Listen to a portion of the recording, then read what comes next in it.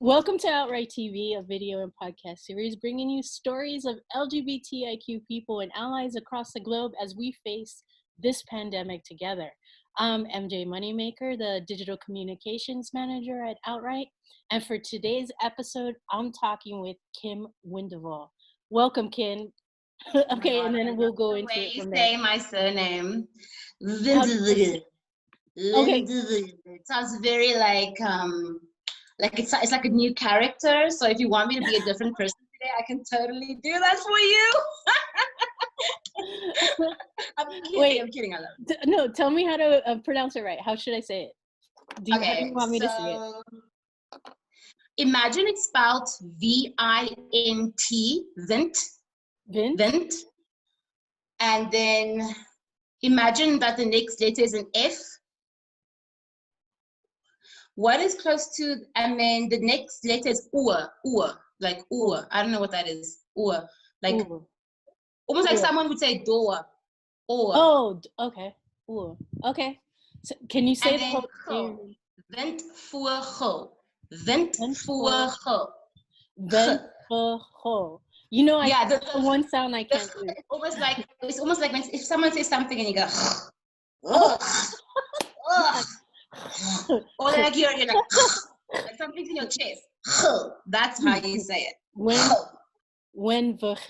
no, when that's so good, except it's not double, it's not wind, it's like you spell it with a V. Vint. Vint. Yeah. Vint. Love it. People should start paying me for this, because before any interview I'm always like, okay, so my surname, but I don't care. Honestly, it's like, just try your best. It's not a big deal. Our names have been butchered for so long, so it's cool. That's not fair. Okay. All right. Should we get this going and go for it? Yes. Yes. Okay. Welcome to OutRight TV, a video and podcast series bringing you stories of LGBTIQ people and allies across the globe as we face this pandemic together. I'm MJ Moneymaker, and I'm the Digital Communications Manager at OutRight. For today's episode, I'm talking with Kim Windeval. Yes. We just been discussing this. I'm gonna let her say her name. Kim, welcome to OutRight TV, and tell me how to pronounce your name, and tell me about yourself. Hi everyone, and who's ever tuning in. Yes, my name is Kim Windeval. You know, I'll send some money to you if you can send me a recording of you saying my surname correctly. And you're from America, of course.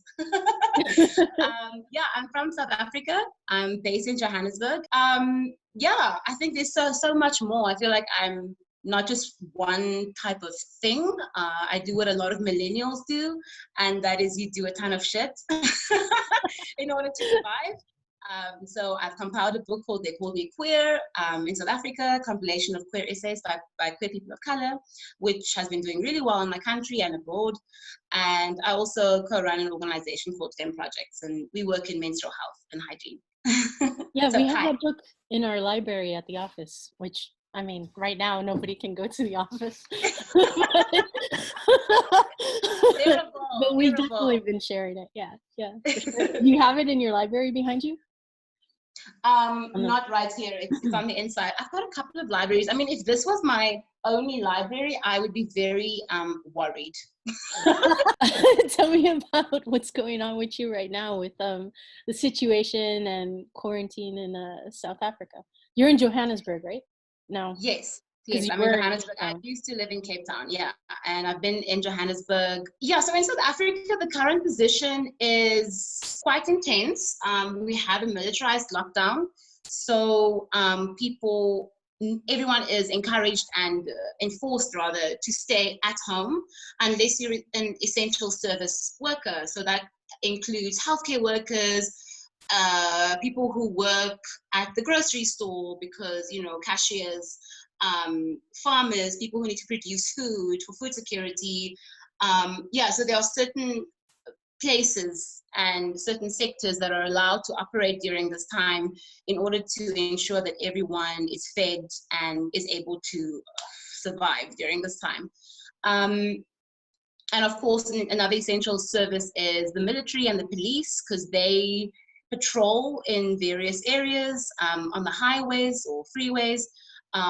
And they do lots of roadblocks, ensuring that people can't travel at all. You can't go in between provinces. I can't go to Cape Town. All flights have been suspended. So yeah, it's a militarized lockdown for 5 weeks. We have another 2 weeks to go. We started on the 27th of March. That was 2 weeks ago. 3 When weeks was ago, the rather. last time you went outside? Like, have you been shopping or anything to get essentials? No. Like I live right next to a grocery store, or a few hundred meters away from it, and we are allowed to go to the store. So it's not like you have to stock up for 5 weeks. So no, we don't want to see your face. You know, it's not really how it works. We are allowed to leave and walk outside to get our groceries. And I think a lot of people kind of take advantage of the fact that they can walk. So then they'll walk to the shop and just buy like a bottle of water in order to get outside.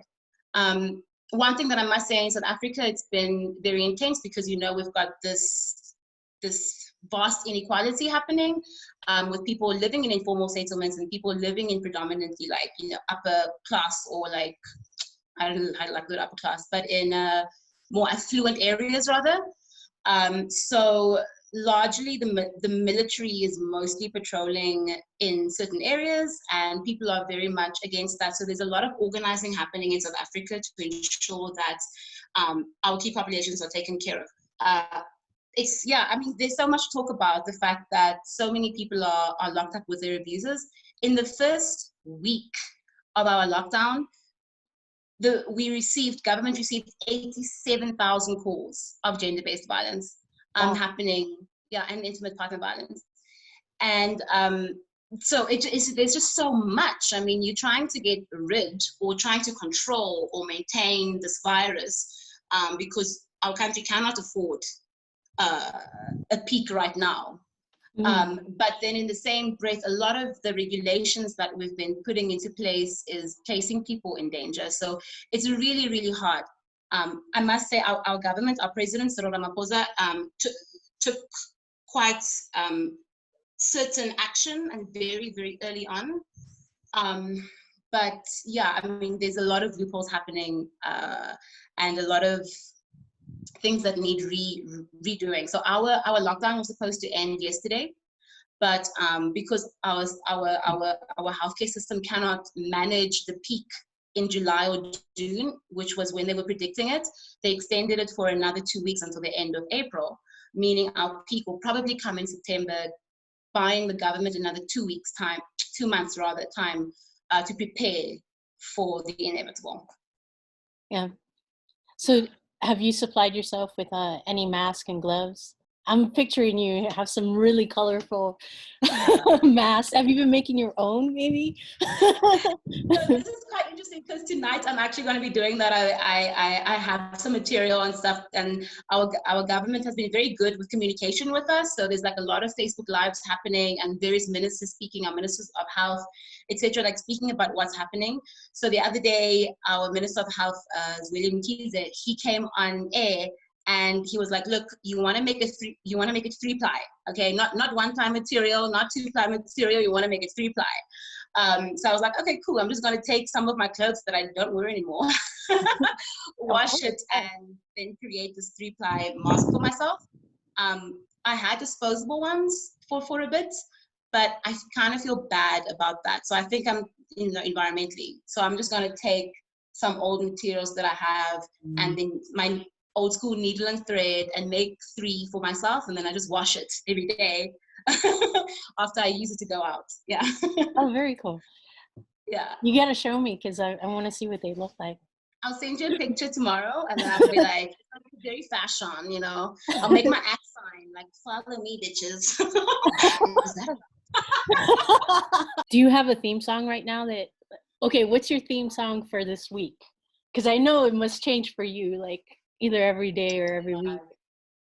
I'm one of those irritating people. I play things over and over and over again, even if it's things that come from my puberty years, right? So when I want to feel like myself, or like feel like I really, really can go deep in my emotions. I listen to music 25,000 times of like the same song. But recently I've been listening, what is this artist's name? She sings a song, is that, then girl blunts. I only smoke girl blunts.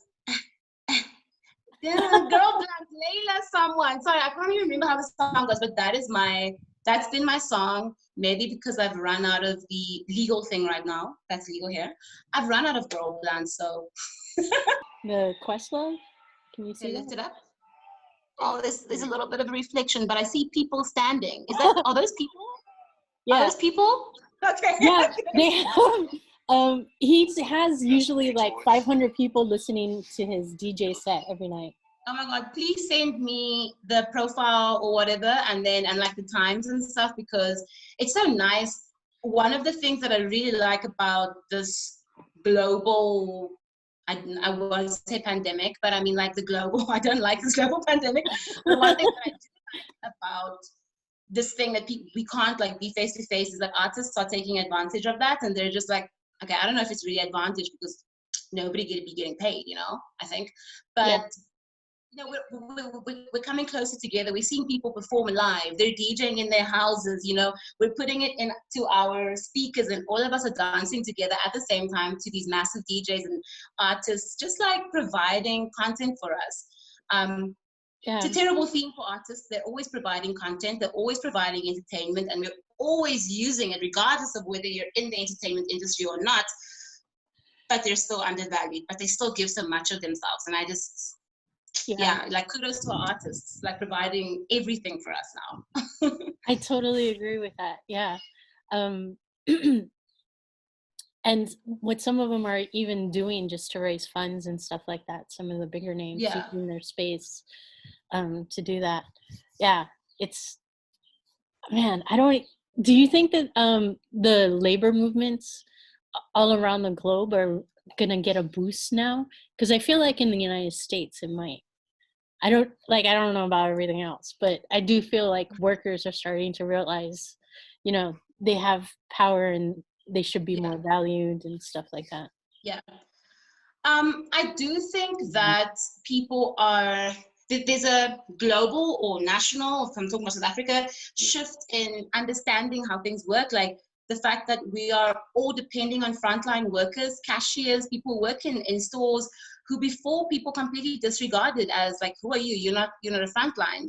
You're not an important part of society. You know how people look down on others in terms of class and economic status, etc.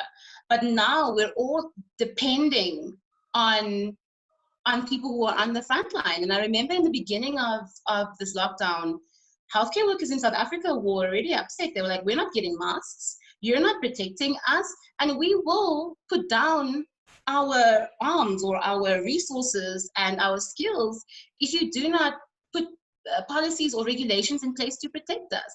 And I think that's one of the things that I will always fondly remember South Africa by, if I ever had to leave the country for whatever reason. It's that South Africans have this internal knack for just saying enough is enough. Like, and I think that's also very much tied to our history, our very recent history of apartheid and our ongoing struggle with inequality due to that legacy. But yes, I feel like there's a lot of movement surrounding like the working class from civil society. People are creating, rent strike groups and encouraging people to not pay rent, even if you are able to do that. Because if you strike, that means that other people, you're the front line for others, because you're saying people are losing money.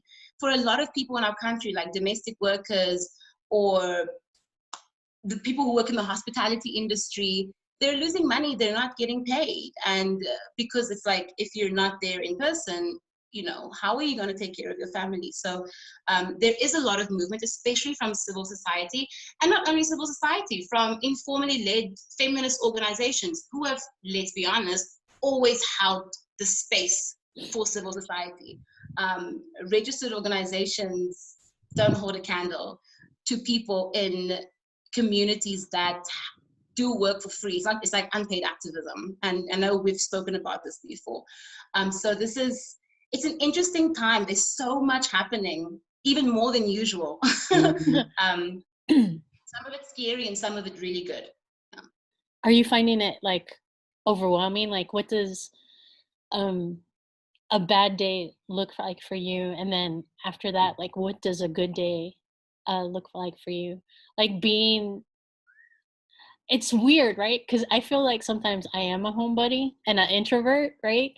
Um, but now that I have to stay home, there's this thing of like, what are all the things that I should be doing or can be doing, or or I find myself being irritable sometimes for no reason, that just, I don't know. So I'd like to hear from you, like, what does a Kim's not so good day look like, and what does a Kim's good day look like in this quarantine? See, I totally understand you, because I also always thought that I was like more of a homebody. Maybe not when I come to your side of the world, because then I'm a tourist in America and then I want to go out. But like, oh my God, we're everywhere. Jeez, yeah. But I mean, in South Africa, it's when I'm at home. Like, I pay a lot of rent. Gotta get my my money's worth. But, jeez, I'm in New York. I get that. But there's a difference between a forced introversion of oneself and I'm going to stay at home 6 days out of this week, not go anywhere, and then go out on the Sunday and meet up with people. So this is forced. So I think that's where it's coming from. I totally get it. A bad day for me is I wake up 2 minutes before I have to go onto a Zoom call or a Microsoft Teams call, all these damn platforms that we're using, and I don't shower for the first 6 hours of the day. Like, let's be real, there's a lot of times where I'm just like, oh, it's fine. I showered like 36 hours ago, so like, I should be okay. Obviously, this doesn't happen often, please. I'm clean. Well, I would expect that you would do that for me, at least. Come on. You told me you wanna hop on a call. I was like, okay, I gotta just quickly get into the shower. No, I'm kidding. But yeah, it is something like, a bad day looks for me when I can't maintain my routine. I'm not someone who loves routine in any case. Even when I used to work outside of my house, I don't like routine. It's not something that I thrive on. I can do routine for like 3 months and then I'm like, okay, time for a new routine. So yeah. So I'm not really opposed to not having a routine. It's fine. I feel like things are fluid, like my sexuality and my gender. But a good day for me is where I feel like I'm not performing my productivity for anyone else, and it feels like I'm actually being productive because despite the pandemic, that's a good day for me. I do not give myself harsh critique when I'm not productive. I feel like that guilt comes when I feel like I need to now perform for someone when they're asking me, where's this thing? But then I'm like, but I'm struggling actually because I'm alone. I live alone and I'm far from my family. I have a support structure here, but like, what does a support structure mean when we can't meet up halfway? Everyone's on WhatsApp call or whatever. So yeah, I don't have any guilt feelings about if I'm not performing at my optimum. But a good day for me is when I'm not performing it. It's when it's real and it's coming from me. Yeah. So I'm trying to think of a way to kind of end this. Do you have any suggestions? I also know you're an artist and stuff like that. So have you been doing anything creative that you would want to share? I've got a keyboard, so I've been playing. I haven't been writing a lot, which is weird because when I feel like this, generally I sit and I write, but I can't write. And it's been like this for a while now. But again, as I say, everything's fluid. I don't really mind. It's gonna come when it needs to come. But I've just been doing different types of arty things that I generally don't do. Like, I don't paint. It's not who I am. I don't draw, I think this. You try to teach me how to draw a face and the face looked like an alien. Thanks. But I try. Pretty good though. No. Tell me something you've drawn. Do you have something sitting around? Okay, so I'm not very good at like, how do I swap this camera? Because I would, there it is. Okay, so can I just pick you up quickly? So this is not a drawing at all, and followers, please do not judge me, but No. I did this Oh, that's collage. amazing. It's like just the colors I did, and then these are like things that I got from newspapers. And Yeah. then one day when I was really like, I did this. Oh wow, I these don't are know. amazing. Yeah, I was just like taking all my newspapers and stuff, and like, whatever. Collages are like the thing I like about collages is you're pulling material from the current now, and so Yeah. it's like this moment in time, right? Exactly. Exactly. So I've been focusing more on things like that, and just I started doing yoga. Like I'm not, I, you know, this whole thing of doing yoga, online. I know, like politically, we can have this discussion in a much more formal state next time. But I finally caved, and now I'm doing yoga with a white woman, and it's okay. Okay. It's free. I'm not paying her, so I don't feel like I'm doing anything wrong. So maybe that's where my glow comes from today, because I'm on day 3. Oh, yay. I have a whole bunch more questions for you, but thank you for joining me on this call. No worries. I'm going to go ahead and End the recording. Yeah. But thank you again for joining us for OutRight TV. Any last words, Kim? I miss the whole OutRight stuff, and I miss New York, and I hope that somehow we can all like just, I don't know, create a whole fucking new world. Is expletives allowed in this thing? Because we can't go back to the old normal. I don't know what the new normal looks like. I know a lot of feminist-led initiatives have drawn up like feminist principles for the new world, but man, we've got a long way to go, and it's scary, but this is what a lot of us have been working towards, and no one said it was going to be easy, so we got to sit tight.